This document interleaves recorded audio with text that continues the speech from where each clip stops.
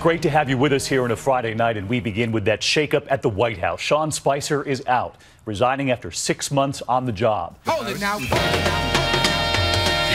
As you no doubt know by now, White House Press Secretary Sean Spicer announced his resignation earlier today after a rough 6-month tenure, just 1 month after he was reportedly promoted into new duties. Meanwhile, New York financier Anthony Scaramucci has joined the White House as its communications director. He's the same man who just bloodied CNN's nose by forcing them to retract a story linking him to Russia. CNN had to fire 3 producers in the aftermath of that. This is CNN, home of fake news. Just got off the phone with somebody who's familiar with Sean Spicer's thinking, who told me that when it became clear that Scaramucci was going to be the communications director, Sean said, wait a second, if that is the case, if his title is communications director, then that effectively means that I, Sean, will probably be doing 2 jobs, both spokesperson and communications director. For those who, out there who may not understand, communications director is supposed to be more strategic thinking, looking ahead, crafting the message, as opposed to just delivering the message. And the reason he kind of settled on that realization is because Scaramucci has no experience in communications. Sean is a creature of Washington. Sean believes deeply in the process and how things work, and he thought that he could be the most helpful to the president in this way. But by hiring Anthony Scaramucci, it essentially makes the point clear, which has been sort of emerging, that the president wants to be his own communications director, the president wants to be his own press secretary, and he does not want help from those in Washington. This is now more of an outside game. This is now more of a fight. This is about the Russia investigation. This is much less about the agenda here. This is what President Trump feels he sees when he looks in the mirror. Do you agree? I agree. This is exactly the person he sees. I felt that way about Macron, too.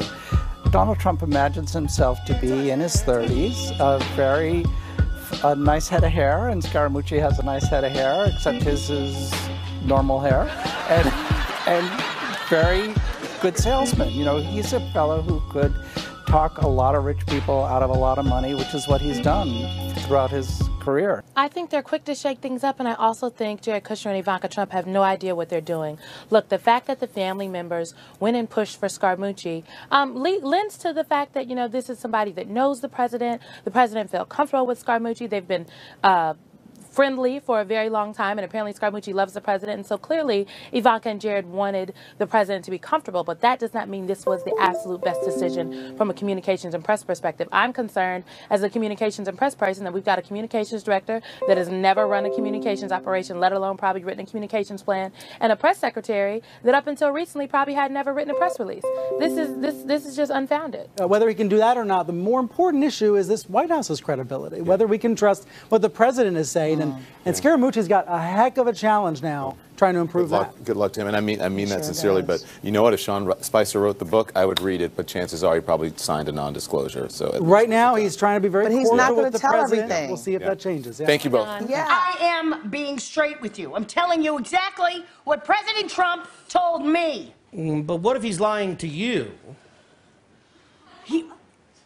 But he wouldn't do that. He's my friend. But today it all came crashing down. He was totally blindsided by the president's choice of a new communications director, slamming the door in my face when I went up to ask him about it.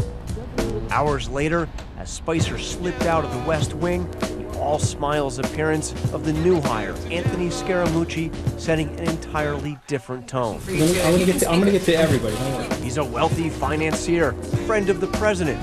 But in the early days of the campaign, he called Trump a hack politician, and worse. I'll tell you who he's going to be president of. You can tell Donald I said this. The Queens County Bullies Association.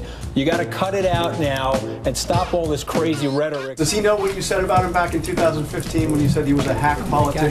He brings it up every 15 seconds, okay?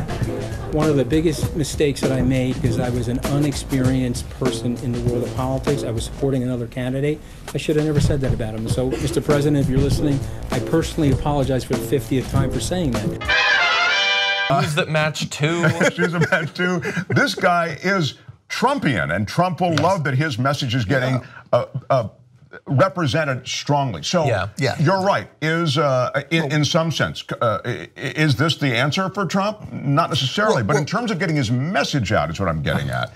He cares about how, although I don't know what his message is. I think Trump has gotten his message out. His message is incoherent drivel. He's one of the, he's in the top 400 dumbest successful people in the history of the United States.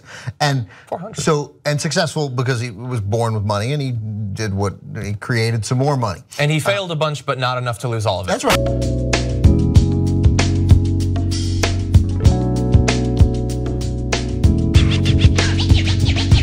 From what I understand, and all the reports are, the president did not want you to go. Tell us what happened. He didn't. He's been very gracious throughout this process. He wanted to bring some new folks in to help rev up the communications operation. And after reflection, my decision was to recommend to the president that I give Anthony and Sarah a clean slate to start from so that they can talk about the president's agenda and help move it forward. And he, after some back and forth, understood that the offer that I was making was something that was in the best interest of this administration. I thanked him for the opportunity, and I'm looking forward to watching Anthony and Sarah do a tremendous job.